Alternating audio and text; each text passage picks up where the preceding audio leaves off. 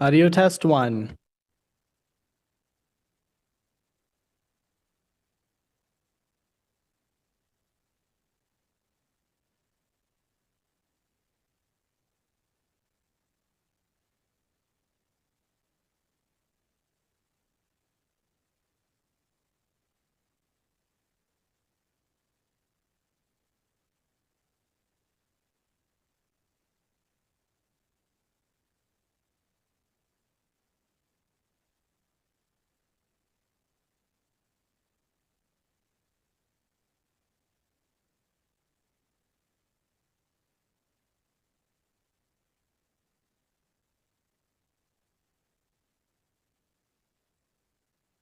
Audio test two.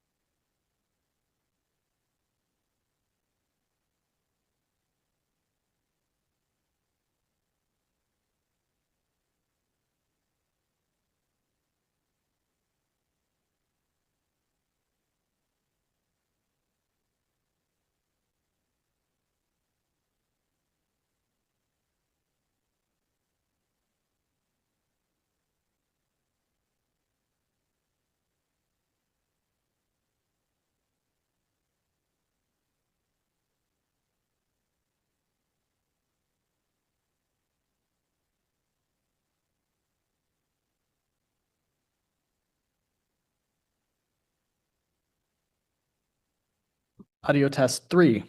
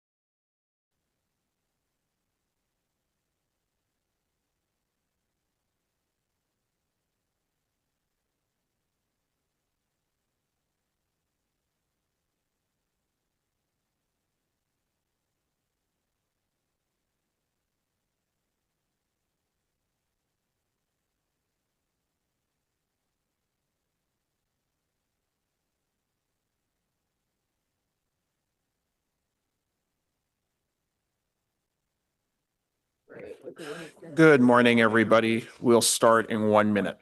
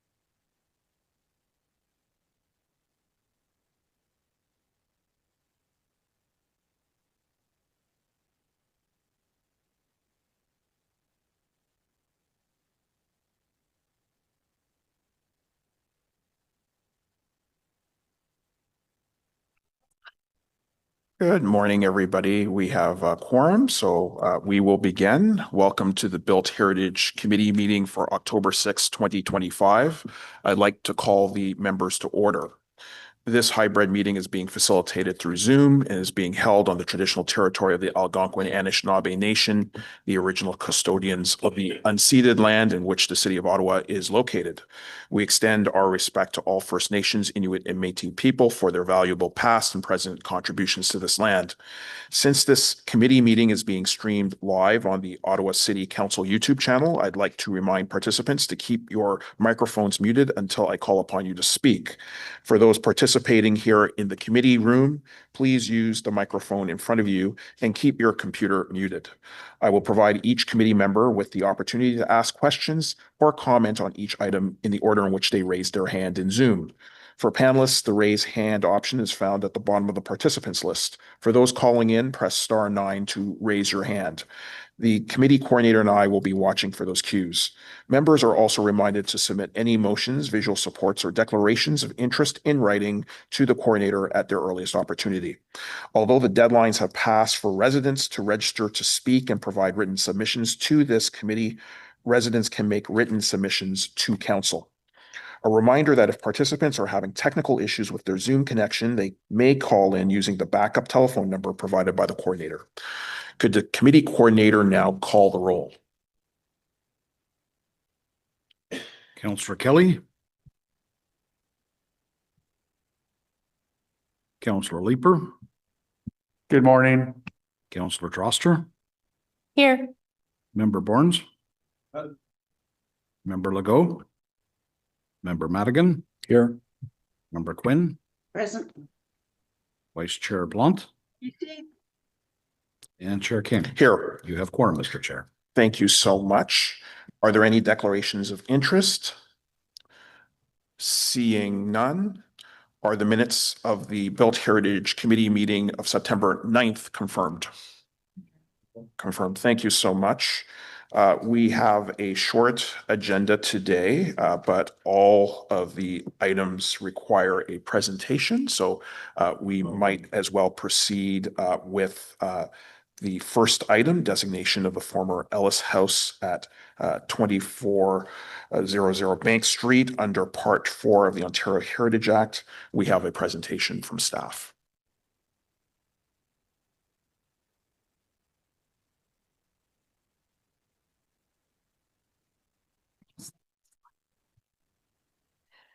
Good morning, Chair. Thank you, Chair and Vice Chair and committee members. This presentation will cover Heritage staff's recommendation to designate the Ellis House at 2400 Bank Street under Part 4 of the Ontario Heritage Act. Next slide, please. The building at 2400 Bank Street is a 2.5-story brick building located on the west side of Bank Street between Day Street to the north and Hunt Club Road to the south in the South Keys neighborhood. City of Ottawa staff have undertaken detailed research and evaluation of the property using the criteria for designation under the Ontario Heritage Act. Staff are recommending this property for designation because it meets 3 of the 9 criteria for determining cultural heritage value or interest under the Ontario Heritage Act. Next slide, please.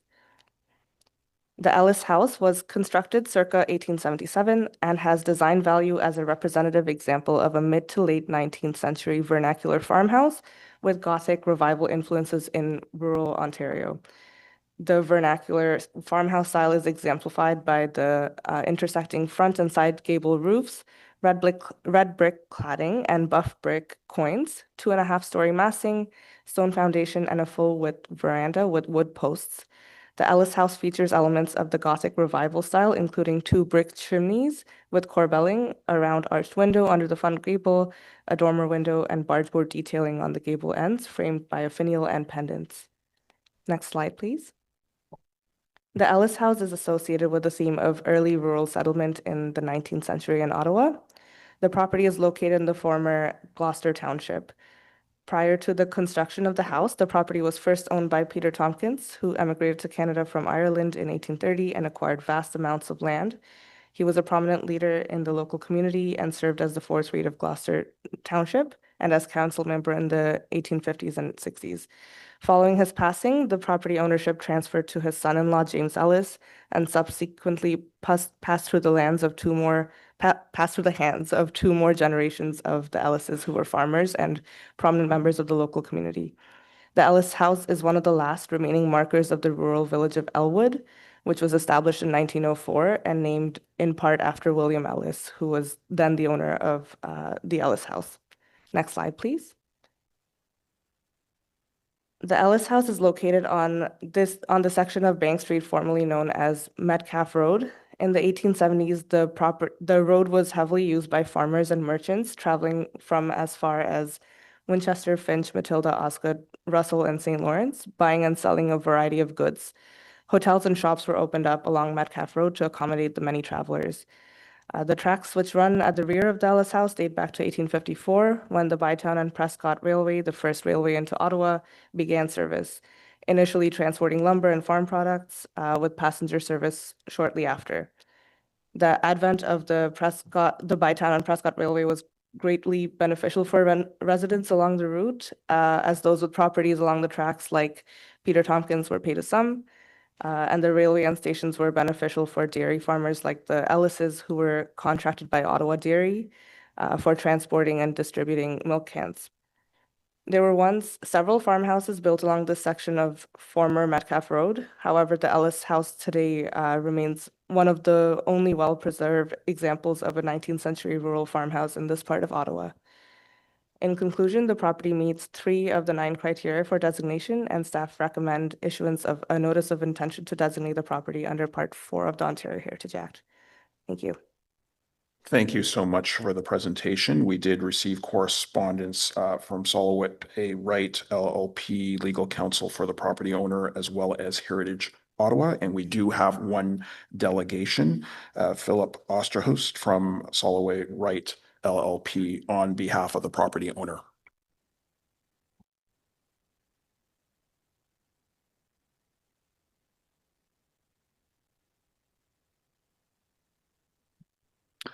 Thank you so much for joining us this morning. You have 5 minutes.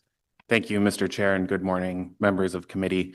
As you've heard, my name is Philip Osterhout. I'm appearing as counsel to Bank Street Muse Limited Partnership, who are the registered owners of the property. And I'm here this morning to ask that the committee reject the recommendation that a notice of intention to designate the property be issued. In advance of this morning's meeting, I've also filed written submissions. I understand those have been circulated as well. I'm also joined this morning by Peter and Jason Anani, whose family has owned 2400 Bank Street for the last 50 years. Now, as we've heard, the property is proposed for designation because it meets 3 of the 9 criteria for determining cultural heritage value.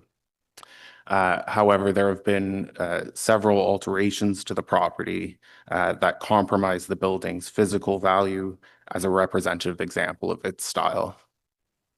In particular, along the ground floor, all 4 of the original double hung windows and raised brick hood surroundings have all been replaced.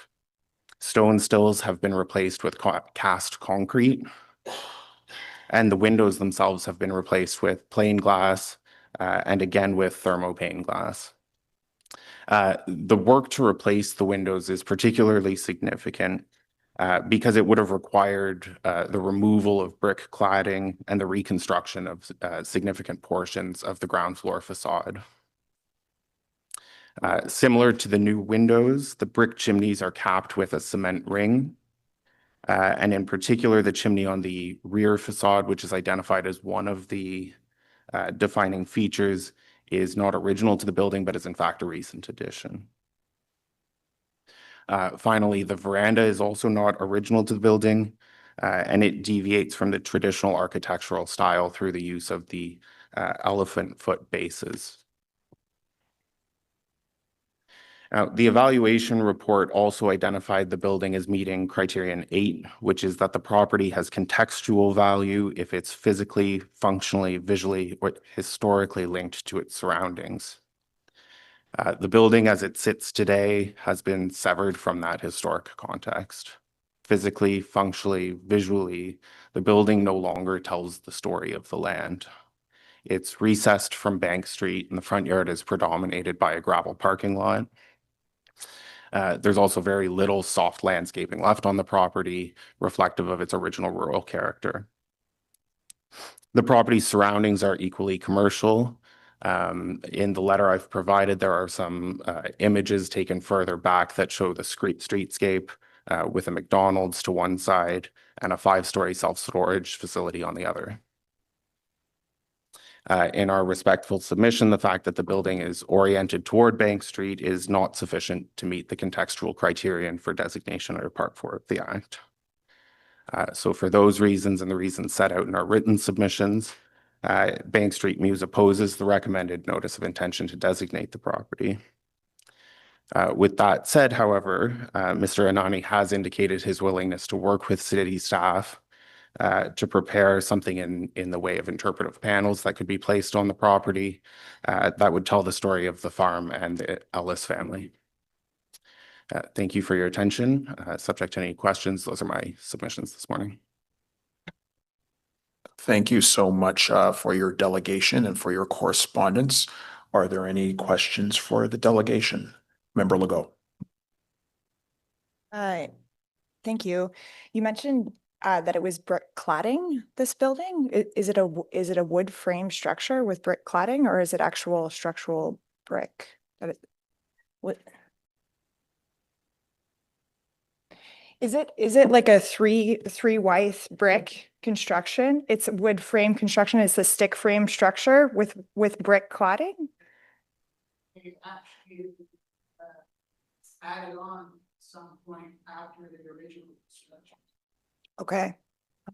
Sorry, we can't ask, we can only ask questions of the delegate. And of course, that question can also be posed to staff. To staff, okay.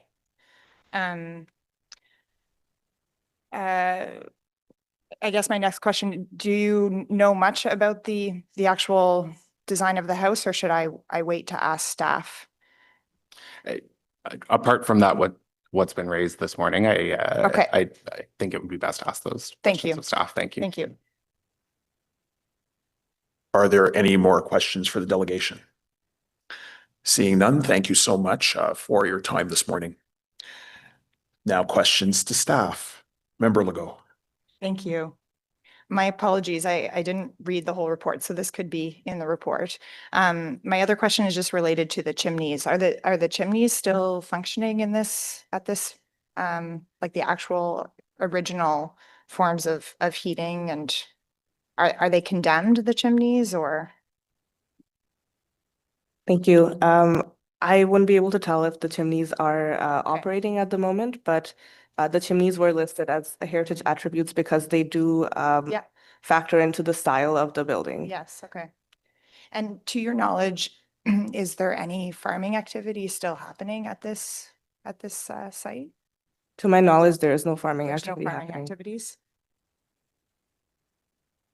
Thank you. Member Borns.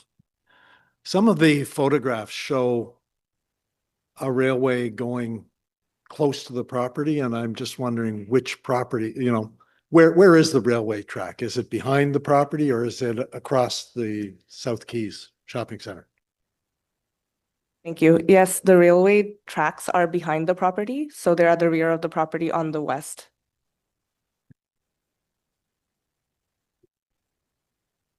Member Madigan. Thank you, Chair. In the context of the building, did you study the surroundings to see how many other heritage buildings have been lost, like fairly recently, or were the losses far back in time?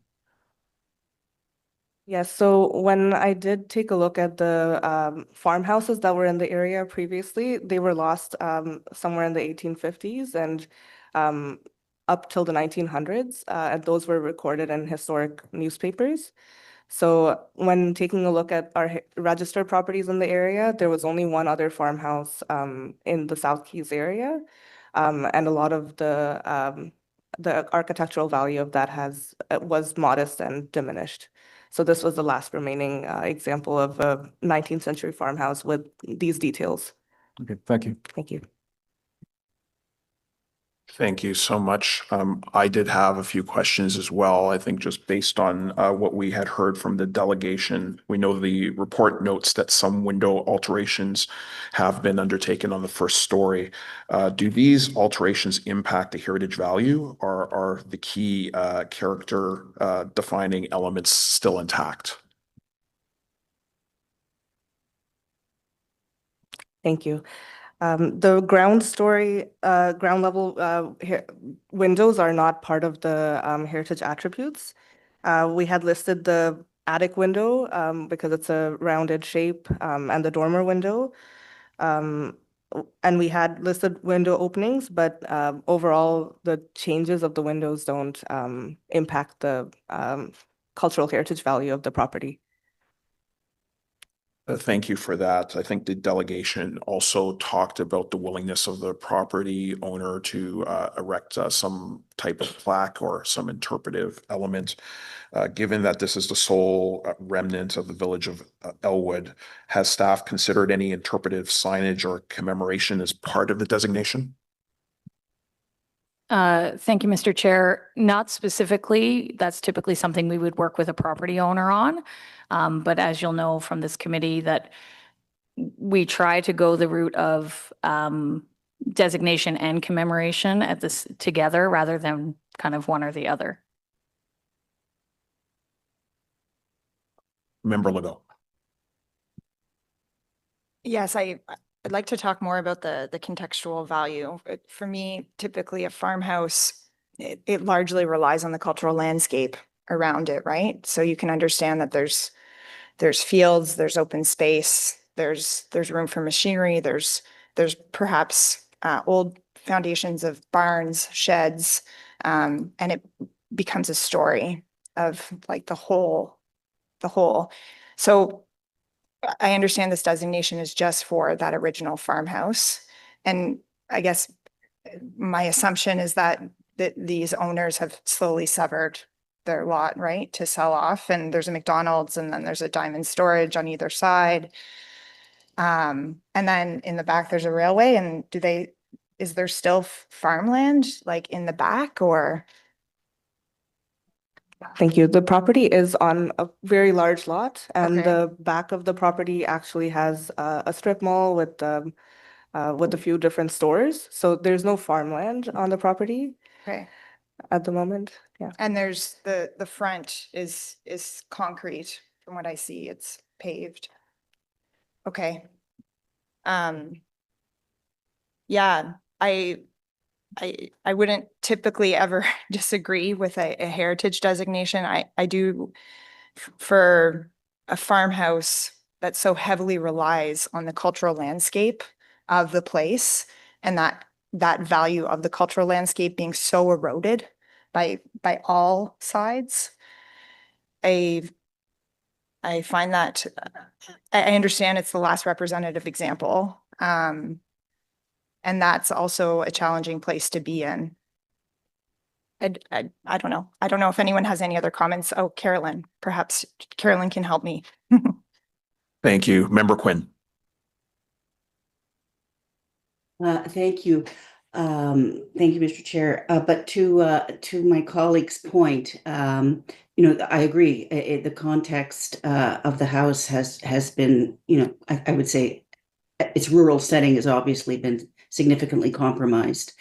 But there are still two, if we look at the other criteria, that was one of three significant criteria. So if the staff could take us back to the other 2 points and just remind us, and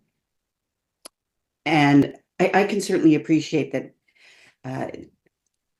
as Christine said, it's the last remaining example, and in that I do believe there is value worth preserving, and certainly some form of interpretation would help to place that house within its historic context. But yeah, just to go back to Ms. Bhattacharya, if you could elaborate on the first two criteria.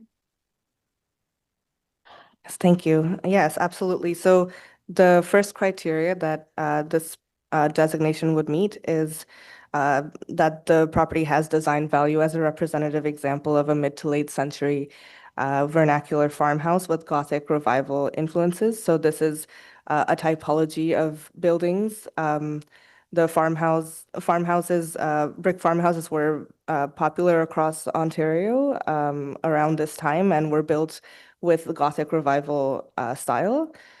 And so the property reflects this through its form and its massing and its dichromatic brickwork, as well as its veranda, which I know has been said that it's not original, but it is compatible to the building and the type of buildings that were represented by farmhouses at this time. As well as its decorative features such as the bargeboard on the gable fronts, the finials and pendants. And the second criterion that this property meets is that it has historical value because it is associated with the theme of rural settlement in Ottawa. Again, as remaining as the last example of a rural farmhouse in this part of Ottawa. Staff believe that the property meets this criterion. Historically, also, the property was settled and farmed by 4 successive generations of descendants of Irish immigrants to Canada, and the property reflects that, while others have been demolished in this area. Okay. All right. Thank you. I appreciate that. Thanks very much. Thank you so much. Are there any other questions? Seeing none, I just wanted to thank Member Quinn for that clarification around the heritage considerations, and thank staff for the work that has been undertaken on this file. We know that the Ellis House represents an increasingly rare piece of Ottawa's rural heritage. As our city has grown and developed, these tangible connections to our agricultural past have steadily disappeared. This property is one of only 2 19th century farmhouses remaining in the entire South Keys neighborhood. But this building is more than just an architectural survivor.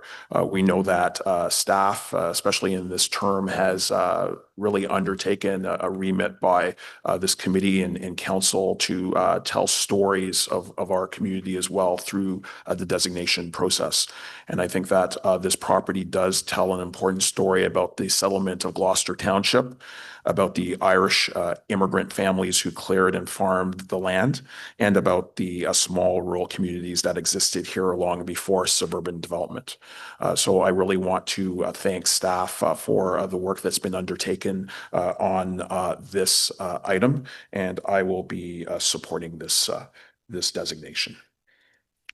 Seeing that there are no other hands up for comment or questions, is this item carried?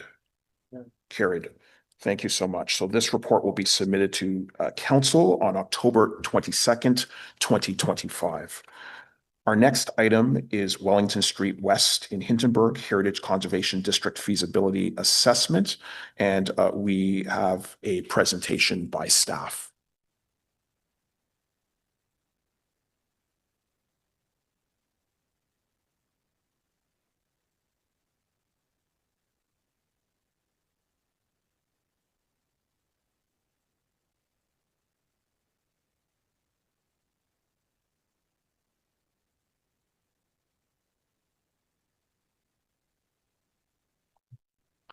Okay, good morning. So as Chair King mentioned, I'm here to speak to the Wellington Street West and Hintonburg Heritage Conservation District feasibility assessment. And next slide, please. So just quickly, I'll go over the agenda. We'll be looking at some project background, the actual feasibility assessment findings and results, and then finally recommendations of the report. And next slide, please. So just to give a brief bit of background, this will be fairly familiar to the members of the committees. It's very similar to the Island Park Heritage Conservation District feasibility assessment we looked at earlier in the summer. In 2024, Council directed staff to complete HCD feasibility assessments for 5 areas across Ottawa, including Wellington Street West. So this is a continuation of the work to implement the Heritage Act amendments related to Bills 23, 200, and others. And thank you. And next slide, please. So just some background on what the HCD feasibility assessments are and kind of where they sit within the wider designation process. These feasibility assessments are essentially pre-studies. They basically contribute to kind of our long-term work planning. And just for clarification, everything we're discussing today doesn't relate to a formal HCD study or a recommendation to designate an HCD, but an HCD feasibility assessment. So as I mentioned, it's essentially a pre-study that we use to determine if an area has sufficient potential for designation before committing the time and resources to doing an actual full HCD study and going through those larger processes. And next slide, please. And just quickly as to why we undertake these feasibility assessments. So as I mentioned, they contribute to our short and long-term work planning as the Heritage Planning branch. They contribute to us efficiently using our resources, so our staff time and our consultant dollars, et cetera, that are afforded to us. And they also provide for increased public transparency. So providing some kind of public insight into the processes that we use to determine where and how we actually pursue the designation of heritage conservation districts. And next slide, please. So just quickly here, we'll look at the actual assessment boundary for the Wellington Street West in Hintonburg feasibility assessment. So this boundary came about through the 2023 review of the Heritage Register, which was related to the changes to the Heritage Act made via Bill 23, where staff through that review identified a cluster of register properties in the area. So the boundary corresponds to the Hintonburg Community Association's catchment area on Wellington Street West. So it's between Parkdale and sort of where Wellington transitions into Somerset Street West. And next slide, please. So now we'll just quickly go over the project results and findings. So we'll look at the historical overview, the character overview, the overall criteria assessment, and then some of our discussion and recommendations. Next slide, please. So just to give a quick overview of Wellington Street West in Hintonburg here. So Richmond Road, now Wellington Street West, became a critical inland transportation route in the 19th century, connecting the settlements of Richmond and Bytown. Later on in the 19th century, villa estates with farms and residences began to appear on that route, followed by some businesses like taverns, hotels, etc. Industrial jobs kind of related to the river, such as railways and mills, soon followed, and the first subdivision of some of these villa estates into actual residential lots occurred around 1874. On the right there, you can see an image of Nepean Township from the Historical Atlas of the County of Carleton in 1879, and you can see some of those earliest subdivisions starting to appear. And next slide, please. So later on in the 19th century, the village did incorporate Hintonburg incorporated as a village by 1894. Part of that was as a condition to extend the Ottawa Electric Railway streetcar. So it separated from Nepean Township and became an independent village. At this point, Hintonburg had established itself as an industrial suburb with a lot of manufacturing and railway-related employment. So with this, the village began to shift a little bit into more of a streetcar suburb for Ottawa, which was its next door neighbor at the time, pre-annexation in 1955. And we began to see some kind of demographic shifts in the area. So north of Wellington Street West was occupied predominantly by a lot of laborers who worked in those manufacturing and industrial roles. South of Wellington, we saw a lot of civil servants, skilled tradespeople, et cetera, who commuted into the city. On the right-hand side there, you can see the actual original plan of survey for the village of Hintonburg from 1894 and one of the Ottawa Electric Railway streetcars. Next slide, please. So now we'll take a look at the character overview. So the role of the character overview within the feasibility assessment is just to look at the physical characteristics of the street, determine its overall character. So Wellington Street West is a traditional commercial main street. It features predominantly commercial building typologies with a bit of a mix of institutional uses and some residential throughout as well. There's a mix of architectural styles, predominantly vernacular with influences of Edwardian and Italianate architecture predominantly. As well as a large range of building and streetscape integrity. So on the right, you can see some of these kind of stronger examples of commercial architecture in the area. Some of these are fairly intact buildings, very strong kind of street wall and streetscape characteristics here. And then next slide, please. But you can also see that the street is largely typified by this kind of broad range of building types and typologies. So we do see a lot of buildings and properties where there's been significant alterations or demolition or loss over time. A lot of buildings have been either significantly altered or removed entirely. And while some of these remaining buildings are appropriate, either in terms of scale or typology, et cetera, there's a fairly large impact from these buildings on the streetscape, which significantly impacts the area's overall character. And next slide, please. So now we'll just take a look at the actual assessment that the feasibility assessment undertakes. So we take kind of a two-pronged approach here. We look at the character overview, which, as we discussed, looks at kind of the architecture, the consistency and integrity of the different properties in the area, as well as a review of the criteria under the Ontario Heritage Act for designation. And then we take those together to actually form our final recommendations. Next slide, please. Just for a quick review of what the criteria for designation are under the Ontario Heritage Act. So Ontario Regulation 906, for the purpose of heritage conservation districts, prescribes that at least 25% of properties in an area must meet 2 or more of the designation criteria. And next slide, please. So what we do as part of these feasibility assessments is we look at the entire area, so all the properties in its entirety, and we estimate the potential to meet that 25% threshold for each of the individual criterions. And then we give that a score of low, medium, or high. And those results actually inform the final recommendations for the feasibility assessment to determine if we think there's sufficient potential to designate in this area. So next slide, please. So just a quick overview of the results from the feasibility assessment. We found that the area had the potential to meet one criterion quite strongly, which was criteria 7. Criterion 7 speaks to properties in an area having contextual value because they define, maintain, or support the character of a district. We also found that the area had medium potential to meet criteria 1, 4, and 5. We found that criterion 7 had the potential to be met highly, given the fact that there is a predominance of commercial typology buildings within the feasibility assessment area. However, with the caveat that that overall character and their capacity to support the overall character of the area was impacted by the integrity of a lot of those buildings due to their alterations or the loss of other buildings in proximity to them. And next slide, please.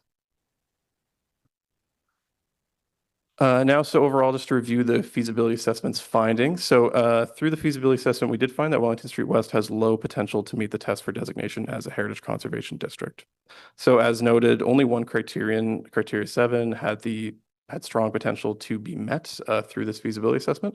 And we did find that the integrity of the streetscape kind of limits the potential effectiveness of HCD policies or guidelines. So when looking at the area as a whole, we did find that given the condition of many of the buildings, actually applying the sort of policies and guidelines that would be common in an HCD wouldn't necessarily have strong effectiveness across the area because so many of those buildings were already significantly altered or lower integrity.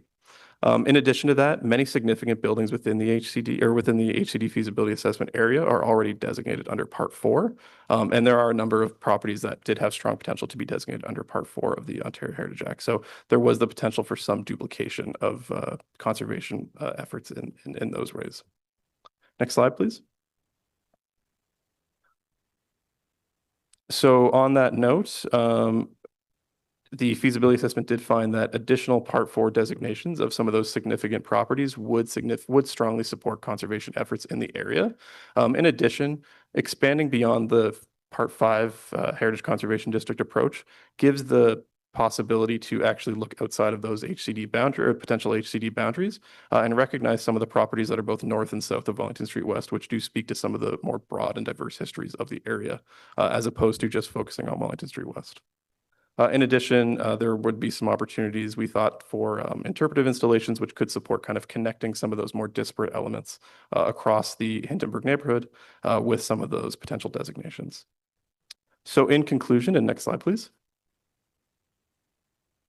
We do have a number of recommendations coming out of this feasibility assessment. The first being to direct staff not to undertake a heritage conservation district study for Hindenburg.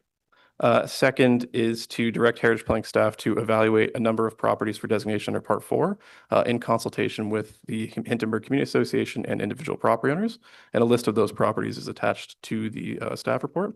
And finally, to direct heritage planning staff to engage with the Hindenburg Community Association, residents, and the ward councilor's office to consider opportunities for interpretive installations or other programming related to the history and heritage of Hindenburg. And next slide, please. And just finally, the Community Association and the Ward Councilor's Office are both aware of the recommendations of this report. And that concludes this presentation. Thanks very much.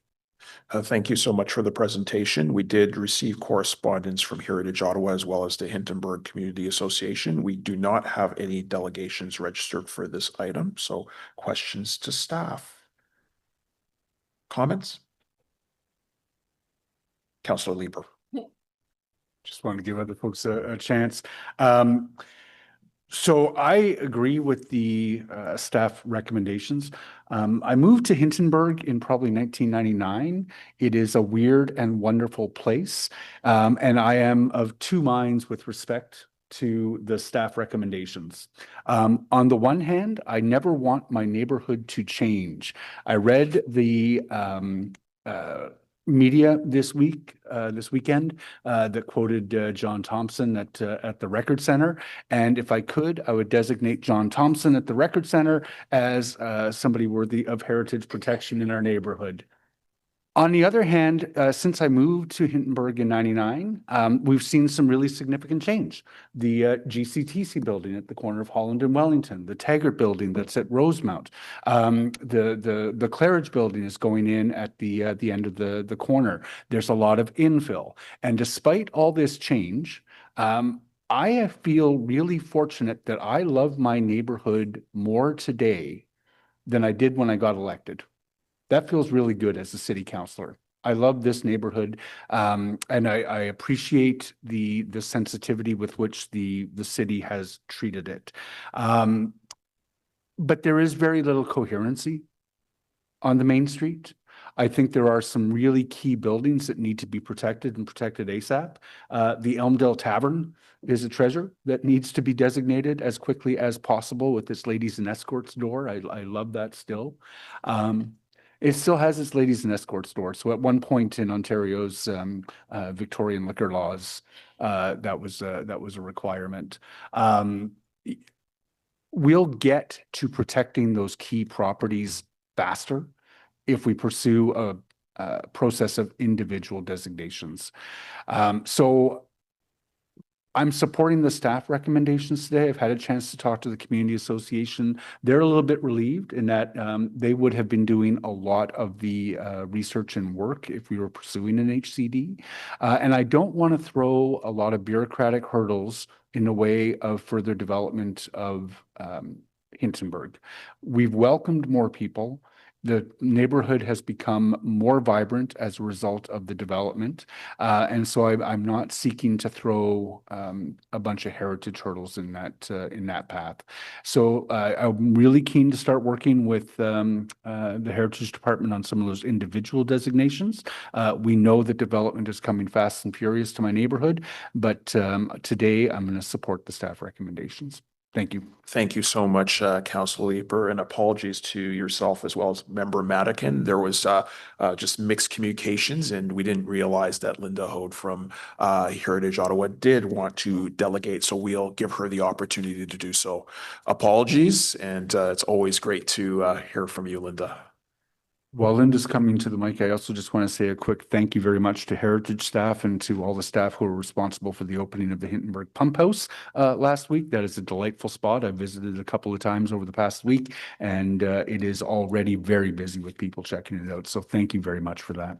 And I have to second that. It was a wonderful opportunity that we had to open and make remarks at the new, I shouldn't say new, but at the pump house facility that has been opened to the public. And I think it really demonstrates an excellent partnership between staff and many of the people who worked on the restoration.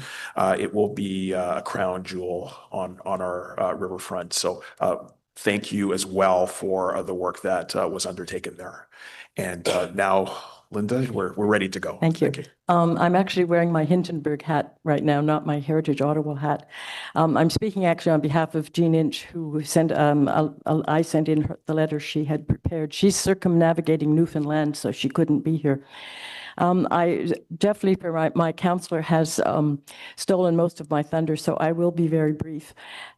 We agree with the staff proposal to designate individual properties on Wellington Street as well as elsewhere in the community, and we agree that this will move ahead much more quickly than a Heritage Conservation District study. And it will allow us to tell many more stories about Hintonburg, which has lots of interesting stories, I can assure you. We also appreciate the willingness that the staff has expressed to expand on or modify the list of properties that are in the report. I already have several to add to the list, so we'll be in touch. And I do have one small caveat. Staff have a lot more faith in the heritage protection provided by the official plan and secondary plans than I do. I guess I've become very cynical. However, we will be holding their feet to the fire and counting on staff to really make those plans work for protecting our heritage. And I also just want to add one more chance to publicize Hintonburg. Heritage Ottawa's lecture next week, the 15th of October, is in fact a series of presentations by students in Peter Kaufman's History of Architecture class about Hintonburg. You're all welcome to join. It's free. You go to the Heritage Ottawa website and register. Thank you. Thank you so much. Are there any questions? Councillor Leeper. Sorry, thank you for that, Linda. And can you send me the Peter Kaufman event? That sounds excellent. Can you unpack a little bit more for me the relationship between the OP and heritage protections that you're hoping to see? I think that's important to pursue. Well, I guess it's what I have seen, not necessarily in Hintonburg, but in other heritage projects or designations, and the amount of I guess it's partly what happens as it moves through to planning committee more so than what happens here at this committee, although this committee can have an important role as well. It's not very clear, I don't think. It's not clear to me, and I don't interpret what those plans say in the same way as this committee and or planning committee and council interpret them. I would like them to be a little more forceful. So I think it's going to be a question of fairly careful negotiation. I realize that, I mean, for example, the McGee House, we always assumed because there's extensive property around it, had it not fallen down, that it would have been redeveloped in a way where the main building could be preserved, but something could be added to it. And that happens frequently. Heritage buildings are preserved for the most part, and additions can be made. And that's, as I say, that's something that we anticipate, certainly on the main street because of the height limits. It's more a question, I think, of sometimes the infill, what seems to fit or is deemed to fit or to match the characteristics of the heritage property. It's a very subjective thing. So I just wanted to put that out there. It's protection, the Heritage Conservation District designation, I think, would have provided probably more protection from some of those things, but it's just not, it wouldn't work. I mean, we want the individual protection and we'll struggle with the official plan and secondary plan issues. And you may see us at planning committee. Once or twice. Thank you very much, Linda. I do appreciate the comment you made with respect to that negotiation that happens. I think, for example, the Taggart Building at Rosemount has been a very positive addition, and that was accomplished with a lot of hard work on the part of the community association to try to preserve what was important while still allowing some very significant intensification in the neighborhood that has been to the neighborhood's benefit. So thank you very much for that. Thank you, Councillor Leeper. Member Legault, did you have a question? I saw your hand went up. Member Borns has a question for? No, none. Oh, so just on to comments. Actually, I do have a question for staff, and the 25% seems a very low barrier to try and meet. And I was wondering whether there's a more specific piece of Wellington that should be designated as a heritage area as opposed to the entire length of it. Does that make any sense?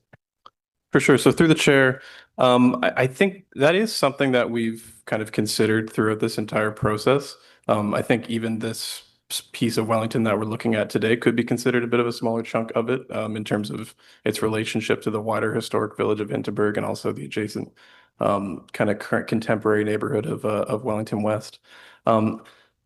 I think when we are looking at kind of creating boundaries, we need to ensure that they're defensible from Ontario Heritage Act criteria perspective.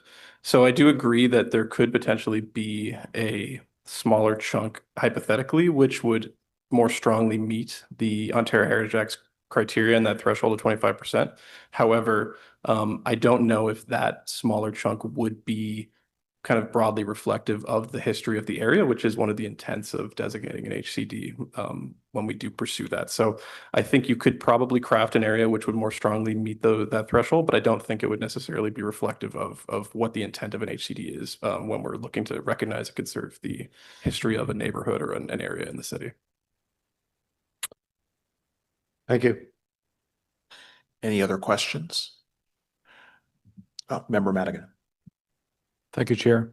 In the course of eventually designating more buildings in the district, is it possible that other information might come to light which puts value on other buildings that were not considered of value, which might reopen the door to considering this for HCD?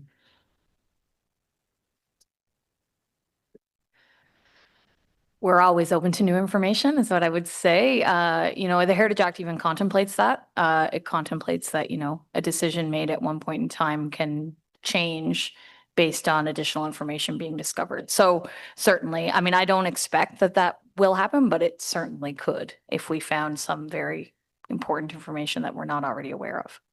And I think through that sort of analysis of the list of the potential Part 4 buildings, we may find out things we didn't already know.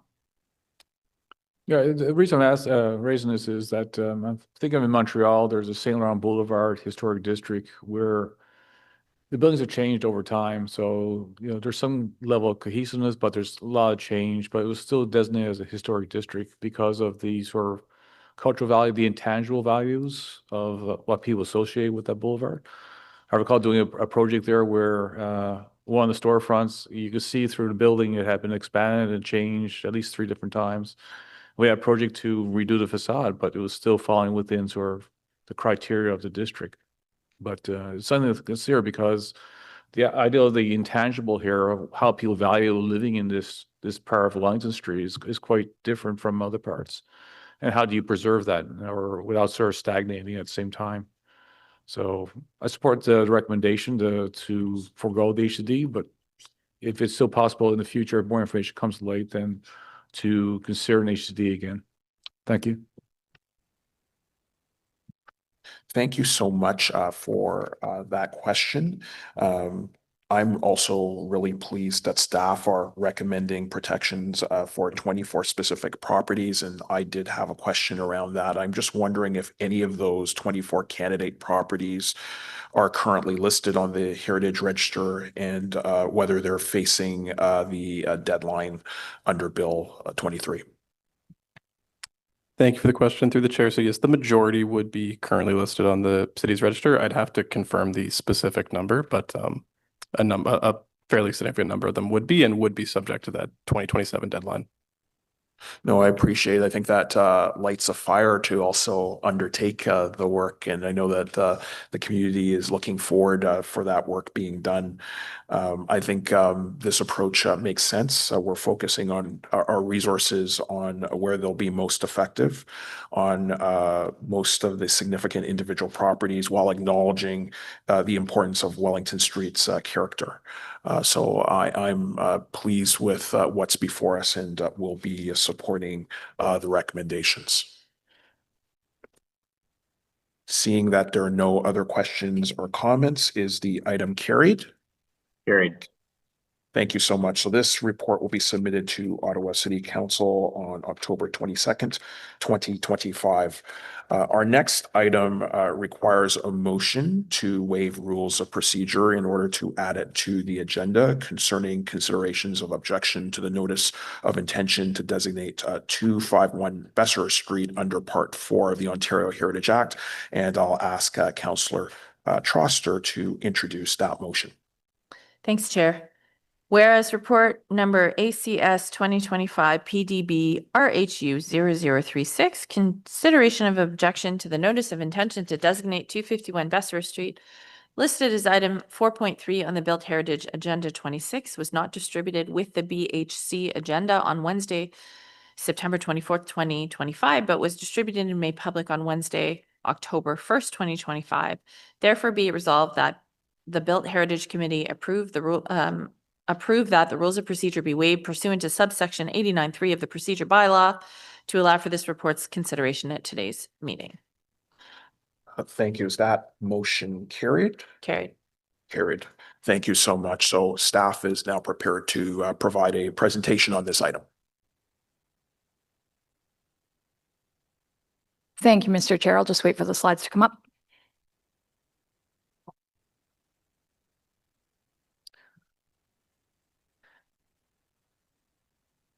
So this presentation is about the report to consider the objection to the notice of intention to designate 251 Besserer Street, which is a property that was proposed for designation under Part 4 of the Ontario Heritage Act. Next slide, please. Just to remind committee of the property, it is located at the northeast corner of Besserer and King Edward. It currently functions as part of the Embassy for the People's Republic of China. It is in the sort of edge of Sandy Hill as you get to Lower Town section of Besserer Street. Next slide, please. Just to give you a reminder of the timeline. So staff made initial contact with the property owner, being the People's Republic of China, in February of 2025. We had ongoing conversations with them through the spring. And then in May of this year, Built Heritage Committee considered the report to designate this property, as well as two other Bell Telephone Exchange buildings, one in the Glebe and one in Centertown West, or West Centertown. At the end of May, the designation was approved by council and the notice of intention to designate was issued. In July, we received an objection letter from the property owner. And that brings us to the yellow line that you see here today, which is consideration of this objection. The 120-day timeline under the Ontario Heritage Act, which you've heard us talk about before, will expire on October the 8th. So the intention is that the recommendations of this report will rise to council this Wednesday, October the 8th. Sorry, October the 9th is the expiry of the deadline. October the 8th is the council meeting to consider this in advance of that deadline. Next slide, please. So again, just to remind you very briefly about the cultural heritage value of the property. So it was purpose-built in 1912 as the second Bell Telephone Exchange building in Ottawa. It's a representative example of the Beaux-Arts style. It's associated with the growth of telephone infrastructure across the city, which is why we brought forward the three together. It tells us about the history of women in the early 20th century in the labor force. And it was found to meet 5 of the 9 criteria for designation. And I want to emphasize that as I get to the next part of this presentation, in staff's opinion, this has not changed. We still believe that this property meets 5 of the 9 criteria for designation. Next slide, please.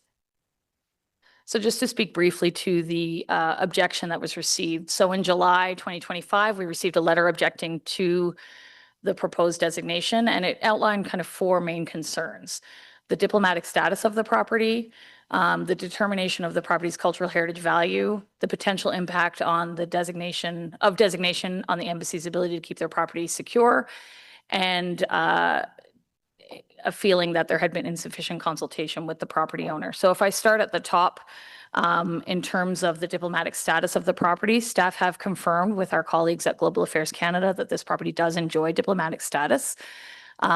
We have also worked with legal services staff to confirm that it is the city's belief that this does not present an impediment to designating the property. And there are already over 65 designated properties in the city with diplomatic status. And it is a common practice all over the world. So if you look at Canada House in London is a heritage building per English Heritage, and a variety of other things around the world. So it's not staff's opinion that the status of the property restricts our ability to designate, but it is important to note it can impact the city's ability to enforce. So if a property owner, and we've seen this at this committee with other properties, if a property owner does not follow the rules of the Ontario Heritage Act, it is difficult to proceed with enforcement due to the Vienna Convention. The second piece is the determination of the property's cultural heritage value. Staff, as I said, on the previous slide, believe that the property meets 5 of the 9 criteria for designation, and we disagree with the objection on these grounds. The third is the potential impact on the designation on the embassy's ability to keep the property secure, and the fourth being insufficient consultation. And so that leads me to the recommendations. So if I can go to the next slide, please. So given the restrictions of the Ontario Heritage Act, which limit us to 120 days, and there is no clause that allows us to extend that 120 days, even if the owner agrees.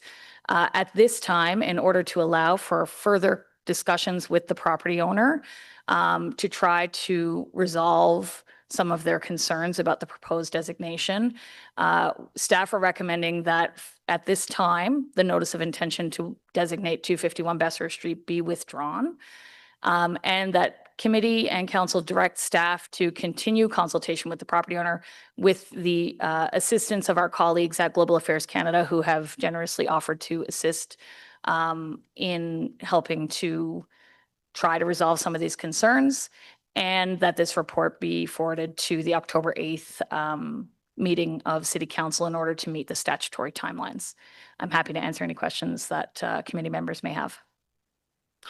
Thank you so much for the presentation. We did receive correspondence from Heritage Ottawa.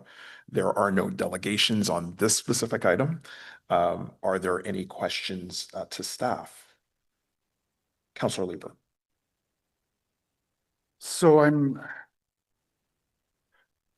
we wouldn't withdraw the notice of intention to designate ordinarily when a building meets 5 of the 9 criteria. Are we extending a special consideration to a foreign government in this case? Like, why? I'm struggling to understand why we would withdraw the notice of intention to designate. I'm thinking about properties in my ward, 501 Cole, Saint Francois d'Assise, where we fairly quickly dispensed with their objection and maintained our intention to designate. Why are we making an exception here? Through you, Mr. Chair, I think there's a couple of things. One, I think the diplomatic nature of the property does create longer conversations with property owners. So it's with the local representatives, and then it's with the home country, and then sometimes there's liaison through Global Affairs Canada. So in this instance, it really is like a time crunch where we're trying to get to a point of not just maybe resolving the concerns, but also helping the property owners understand the implications of designation, which has been a bit more challenging in this instance. And so it is staff's opinion that given the diplomatic status of the property, it is more complicated than, it may not be more complicated on paper, but in reality, it's a bit more complicated than when we're dealing with an individual property owner rather than a foreign government. And I should say, and I didn't say this in the presentation, I should say that the withdrawal right now does not preclude this committee or council from designating this property in the future. If we were to proceed with the notice of intention to designate, I think their next step would be an appeal to the OLT. That's correct. If council were to pass a bylaw on Wednesday designating this property, it would trigger a 30-day appeal period for an Ontario Land Tribunal hearing. And what's your confidence that we would win that appeal? Sorry? What is your confidence that we would win that appeal, that the OLT would sustain a decision by council to designate? I'm not sure I can speak to that. I don't know if legal services staff would like to chime in. Through you, Mr. Chair, this property meets several of the criteria under the regulations. So there's a fair degree of confidence there, and we would defer to staff's recommendation and that the criteria are met. Yep. Okay, thank you. Member Madigan. Thank you, Chair. Similar question. I think it's already answered, but that's if this doesn't come to an agreement, the process to designate can still happen and probably will happen. Correct. If we don't, as I said, withdrawing this notice doesn't prevent us from issuing a new notice in the future and starting the process all over again. It is staff's perspective that the property meets 5 of the 9 criteria for designation. Yeah, thank you. In my career, I've worked on a number of commissions or embassy properties, and generally the country is accommodating to the local situation and heritage and respect the heritage guidelines and work with staff usually.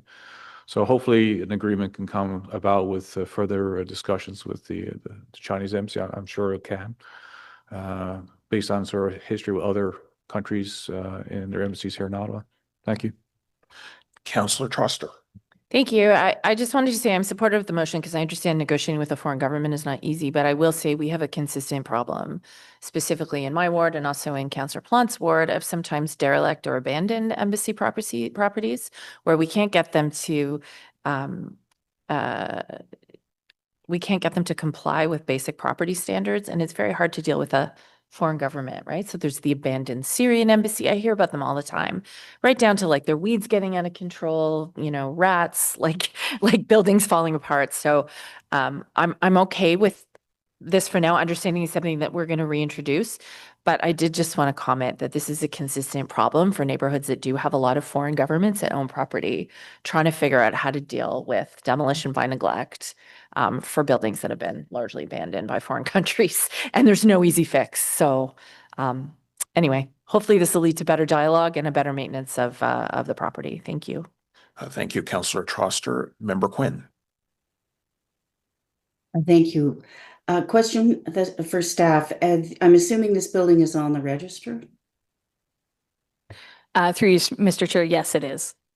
So in terms of a timeline of dealing with this property, we wouldn't want it to drag on past the important deadline of making sure that properties on the register are designated before they turn into a pumpkin, so to speak. So are you confident that of the timeline in that regard? Through you, Mr. Chair, yes, the goal would be to have this dealt with one way or the other before the December 31st, 2026 deadline in the Ontario Heritage Act. Okay, great. Thanks for confirming that. Thank you. Member Legault. Yes, to Councillor Trostner's point, is there any evidence at this building of neglect and urgent maintenance required? No, the building is still being used. They have had they have raised some concerns with graffiti and things like that by virtue of where it's located, I think. But no, the building is still operational and appears to be in generally good condition. And how long has it's the Chinese embassy? How long have they had diplomatic status of this building? Okay, it's okay. I They've just owned it wondered- for quite some time, though. Okay, thank you. Thank you so much. I don't see any other questions. I just wanted to note a minor amendment to the report recommendations on item 3, just changing October 8th, 2024 to October 8th, 2025 pursuant to subsection 35(7) of the procedure bylaw.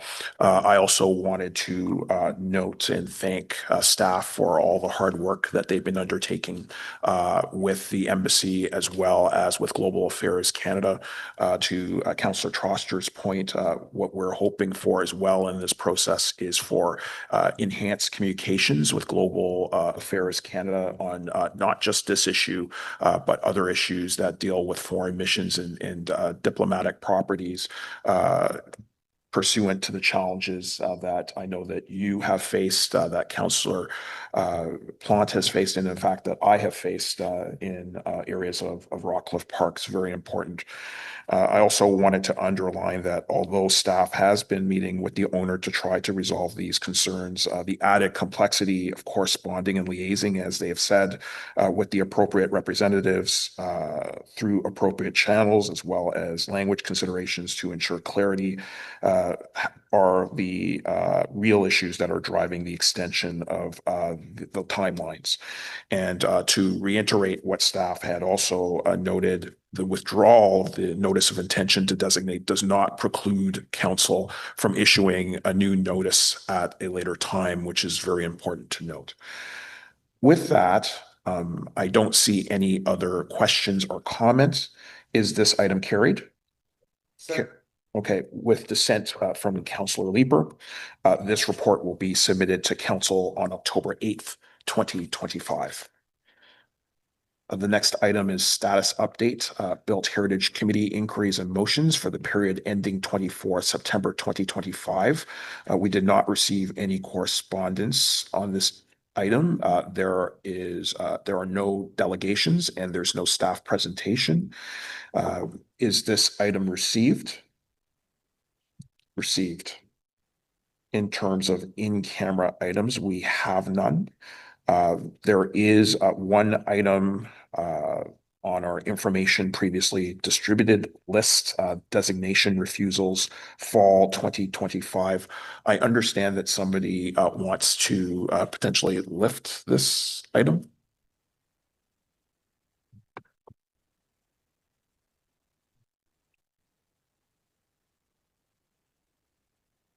Seeing that there is an interest in lifting this specific item, are there any notices of motion?